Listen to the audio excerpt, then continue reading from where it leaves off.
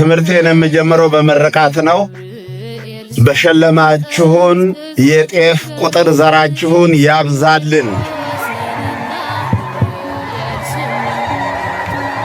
ምዘሩት የሚጨብጡት ሁሉ የተባረከ ይሁንልን። እንስቶቻችሁ አትክልቶቻችሁ ሁሉ የተባረኩ ይሁኑ። እናንተንም በዚሁ በቤተ ክርስቲያናችን በእምነታችን ያጽናችሁ። ጥቢከ እምንፈጽም ገድለነ። ዛሬ ሁሉም ነገር ትምህርት ነው። ዛሬ ውሏችን ሁሉ ትምህርት ነው። ኮሚቴው ያደረገው እናንተ የሰጣችሁ ስጦታ ትብብራችሁ ጸንታችሁ ደግሞ አንድም ሰው ከዚህ ግቢ ሳይወጣ እስከ መጨረሻው ድረስ ቆይታችሁ ይህን በዓል በማክበራችሁ ይህ ሁሉ ትምህርት ነው። ሊቃውንቱ ከትናንትና ጀምሮ ሌሊቱን 2 ክፍሎች ናቸው ቃለ እግዚአብሔሮቹ። የቤተ ክርስቲያኑ ምረቃ አገልግሎት የተመደበ ክፍል አለ። እንደገና ደግሞ የቅዱስ ገብርኤል፣ የቅድስት ኢየሉጣ፣ የቂርቆስ ቃለ እግዚአብሔር ሁለቱን አንድ ላይ በማጣመር የትኛውም አገልግሎት ሳይጓደል ሲያገለግሉ ያደሩ ከአካባቢው የመጡ ከአርባ ምንጭ የመጡ መምህራን ምስጋና አቅርቡላቸው። እንግዲህ ሁሉም ነገር ያምራል፣ ደስ ይላል። የእናንተ ገጽ፣ የእናንተ አቀባበል፣ የእናንተ ሁኔታ፣ የእናንተ የሃይማኖት ፍቅር እጅግ በጣም ደስ የሚያሰኝ ነው። ይሄ እናንተን ከሕፃኑና ከኢየሉጣ ለይተን አናያችሁም። ይሄው ነው የሃይማኖት ፍቅር ነው ያላቸው። እነሱም ለሃይማኖታቸው ነው የተጋደሉት፣ ለሃይማኖታቸው ነው ቅድሚያ የሰጡት። ከነሱ እዚህ የተሰበሰቡን ሁሉ ከነሱ ተለይተን አንታይም። ጥቢከ እምንፈጽም ገድለነ። እናትና ልጁ በዛሬው ዕለት ታላቅ ኃይል ከሰማይ ከእግዚአብሔር ጋር ተነጋግረው ኃይል ያስተላለፉበት ቀን ነው ዛሬ። ይህ ዕለት የከበረው ሰማይና ምድርን የፈጠረው አምላክ ነው። የከበረው እግዚአብሔር ነው እና ቂርቆስን የፈጠረ፣ ቅዱስ ገብርኤልን የፈጠረ፣ ቅድስት ኢየሉጣን የፈጠረ፣ ለሰማዕትነትም ያበቃቸው፣ መልአኩንም ከሰማይ እንዲወርድ የላከ ሁሉን የፈጠረ እግዚአብሔር ነው የሚከበረው ዛሬ። እውነተኛው አምላክ ለምንድነው እግዚአብሔር እንዲህ አይነት ተአምራት በክፉ ሰዎች መካከል የሚያደርገው ለምንድነው ብለን ስንል እንደዚህን ቅዱሳን አስነስቶ ተአምር የሚፈጽመው የተሳሳቱ ሰዎችን ለማዳን። ይሄው ነው የእግዚአብሔር ዓላማ። በሶስቱ ወጣቶችም ስንመለከት በዛን ቦታ የተሰበሰቡ ሰዎች በጣም ብዙ ተሰብሳቢዎች፣ ብዙ ባለስልጣናት፣ ንጉሡ ከነ ካቢኔው ከነ አማካሪዎቹ ከነ ሰራዊቱ ከነ መኳንንቱ የተሰበሰበበት ቦታ ነበረ። ያ አናንያ፣ አዛርያ፣ ሚሳኤል የነበሩበት አካባቢ ማለት። በዛ ቦታ ላይ እግዚአብሔር ክብሩን ለመግለጥ ፈለገ። የሚጠፉ ሰዎችን ለመፈለግ ፈለገ። 3ቱን ወጣቶች አስነሳ ማለት። 3ቱ ወጣቶች ተነሱ። ከዛ በዛ ክፉ ሰዓት፣ በዛ አስቸጋሪ በሆነ ሰዓት እና የ3ቱ ወጣቶች ሃይማኖት የንጉሡን ውሳኔ ያስቀየረ ሃይማኖት ነው። የ3ቱ ወጣቶች ሃይማኖት ንጉሡን ውሳኔውን ያስቀየረ፣ ቲተሩን ያሰረዘ፣ ውሳኔውን ያሰረዘ። ይሄ ነው እምነት ማለት። ለእምነታቸው ጥዋን ኃያላን ሆነው ከእግዚአብሔር የሚበልጥ የለም ብለው እሳት ውስጥ ተወርውረው አንድ ውሳኔ ወሰኑ እኮ ወጣቶች።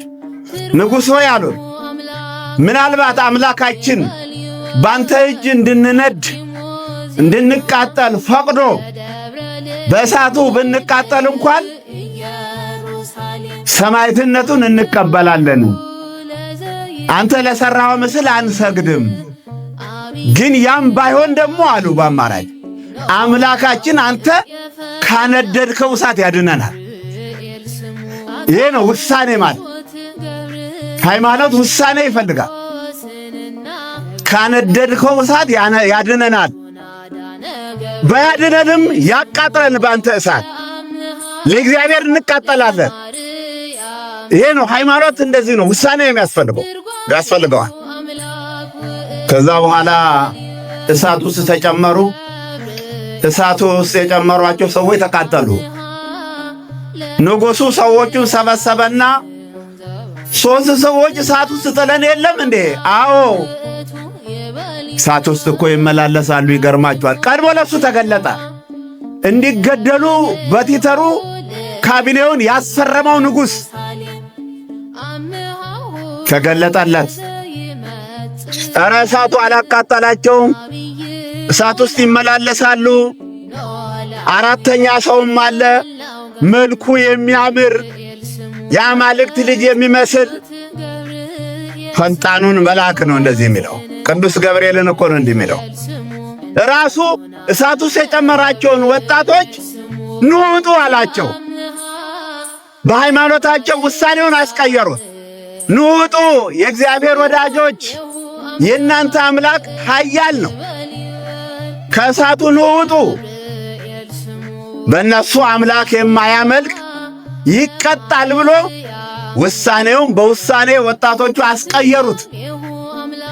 ይሄ ነው ሃይማኖት ማለት። የብሉይ ኪዳን ሰማዕታት ናቸው ወጣቶች። ዛሬ ደግሞ 2 ሰዎች፣ 2ቱ ናቸው። 3ኛ ቅዱስ ገብርኤል ነው ዛሬ የሰበሰበው። 2ቱ እናትና ልጅ፣ ከሰማይ የወረደው መልአክ፣ እነዚህ ናቸው ዛሬ በየዓመቱ የሚሰበስቡን እኮ። አዎ በዘመነ ሰማዕታት ክርስቲያኖች ፈተና በሚደርስባቸው ሰዓት፣ እጅ እግራቸው በሚቆራረጥበት ሰዓት፣ ስጋቸው በእሳት በሚቃጠልበት ሰዓት፣ ለአራዊት ለአንበሳ በሚሰጡበት ዘመን 2 ሰዎች ተገኙ ማለት ነው። ለነገሩ ከሀገራቸው ይሄንኑ ተሰቀው ነበር የሄዱት። ሌላ ሀገርም ሲሄዱ ያው ክፎች ስለነበሩ መሪዎቹ እዛም እሳት አንዳጆች ነበሩ። ባሰባቸው። ምንድነው ጥያቄው? ያን ጊዜ ሃይማኖትሽ ምንድነው?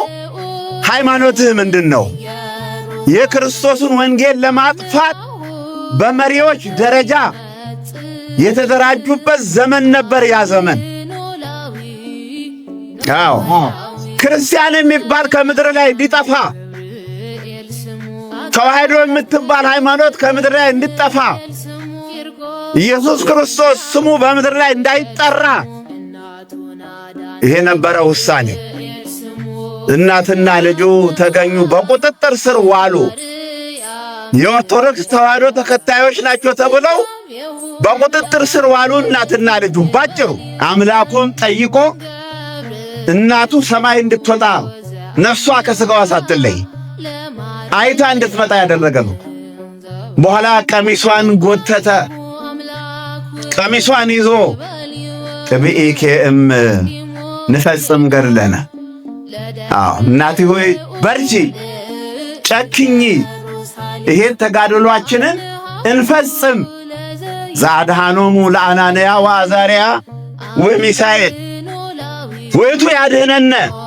እሱም ማለት እንደ ወጣቶቹ እሱ ያድነናል።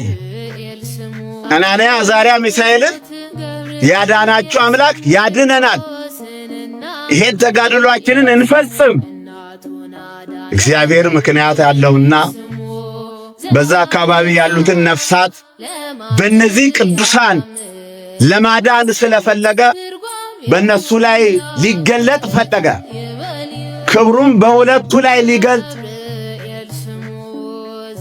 ወደ እሳቱ ተያይዘው ሐዋርያት እኮ በሐዋርያት ሥራ ምዕራፍ 5 ላይ ሰውነታቸው ደም እስኪያመነጭ ድረስ ተገርፈው እየሳቁ ወጡ ይላል። ይሄ እኮ ነው የእግዚአብሔር ፍቅር። እየሳቁ ወጡ ተገርፈው።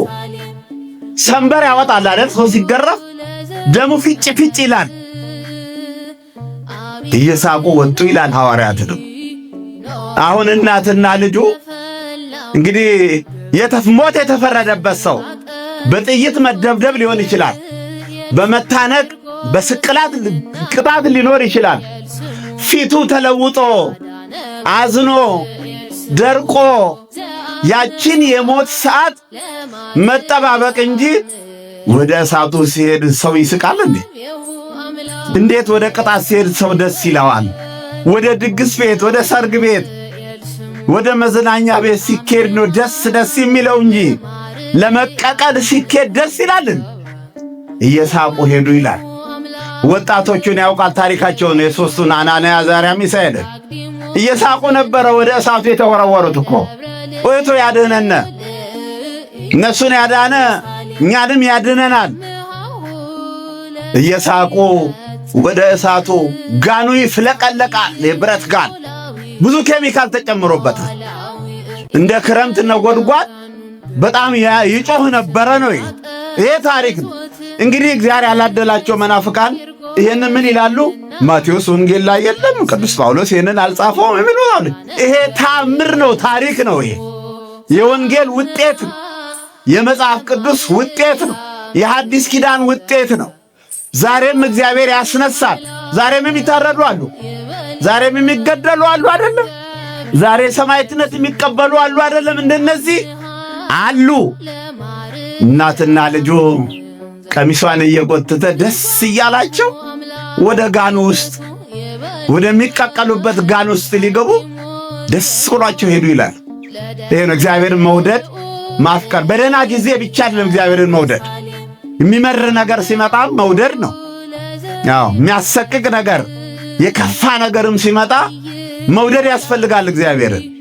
እግዚአብሔር ሸላሚ ስለሆነ የክብር አክሊል ሰጪ ስለሆነ ራሱ በመስቀል ላይ ሞቶ ሰማዕት መሆንን ስላስተማረ አስፈላጊ ነገር ነው። ገቡ፣ ተወረወሩ። ወደ ጋኑ ውስጥ ሲጨመሩ ቅዱስ ገብርኤል ቀድሞ ውስጡ ተገኘ። እግዚአብሔርን አመስግኑ። ቀድሞ ተገኘ። ታቀዘቀዘው። ደስ የሚያሰኝ እዛ ውስጥ ገብቶ ደስ የሚያሰኝ። አንዳንዴ በብርድ ጊዜ ሻወር ስትወስዱ በሞቀ ውሃ ደስ ይላል እኮ። አቀዘቀዘው፣ ደስ አላቸው። መልአኩ ደረሰላቸው። እንደዚህ የደረሰላችሁ የላችሁም? ዝም ብሎ አይደለም የጣት ወርቁን ሰው እኮ የሚሰጠው። የአንገት ወርቁን ዝም ብሎ አይሰጥም። ገንዘቡን ዝም ብሎ አይሰጥም ሰው እኮ። ደርሶላችሁ ነው መልአኩ። እኛ በበዓላችን የቅዱስ ገብርኤል ለታ ስጦታ ያላመጡ ሰዎች እዚህ በዓል አያከብሩም የሚል አዋጅ ኦርቶዶክስ ተዋሕዶ የላትም። ማን እንደተሳለም አናውቅም። ማን ከመልአኩ ጋር እንደተነጋገረም አናውቅም። እኛ ተነጋግራችሁ ደርሶላችሁ በየቦታው የሚነድ እሳት አለ በውስጣችሁ።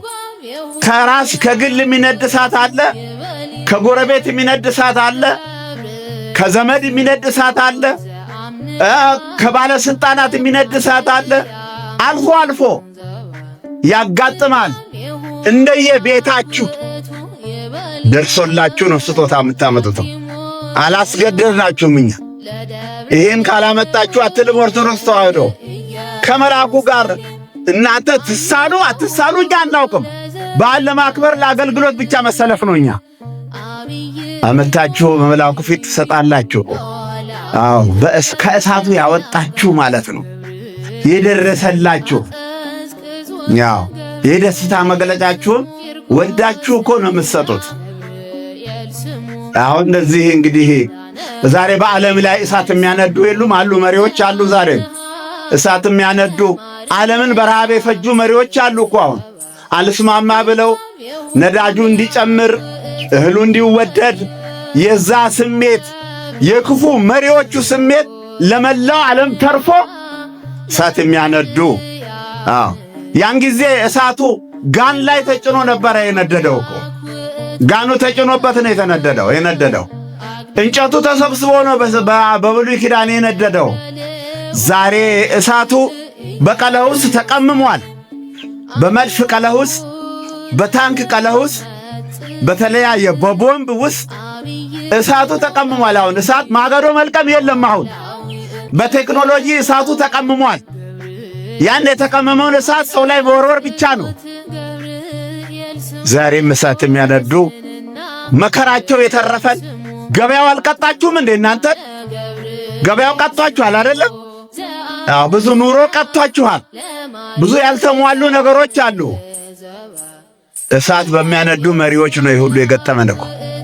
በዓለም ላይ ኢትዮጵያን ሕዝብ እርስ በርስ በሕዝቡን የሚያባሉ የሚያጣሉ የሚያጋጩ ሞልተዋልና አንድነታችሁን እንድታጠነክሩ ነው።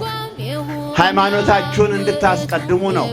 አይደለም ከዓለም ከሥጋና ከደም በመንፈስ ቅዱስ ነው ያወቅሁት ያንቺን ስም።